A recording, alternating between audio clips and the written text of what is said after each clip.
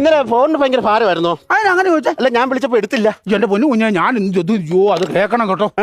ഞാനിവിടെ ഇല്ലായിരുന്നു.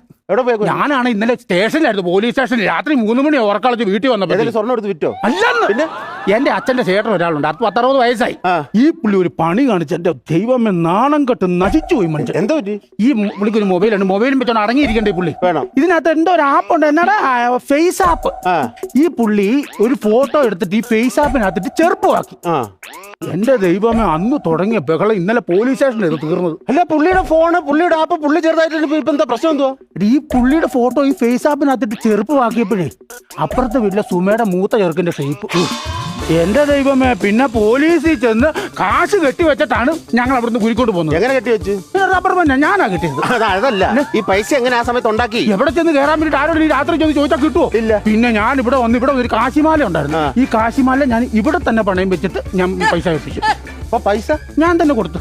മേടിച്ച രസീത് ഞാൻ തന്നെ എഴുതി പോക്കറ്റ് കിട്ടും. അങ്ങനെ ചെയ്യാം. കാരണം ഇവിടെ വെച്ചാൽ രണ്ടുണ്ട് ഗുണം. മാല ലേലത്തിൽ പോയാൽ ഞാൻ അറിയും. മനസ്സിലായി. അത് മാത്രമല്ല, ഇവിടുത്തെ പുള്ളിയെ എനിക്കറിയാം. ആരാ? ഞാനല്ലേ. ഈ പുള്ളി എന്താ പറയുന്നത്? ഞാൻ എനിക്കറിയാവുന്ന കാര്യമല്ലേ ഞാൻ ഈ പറഞ്ഞത്.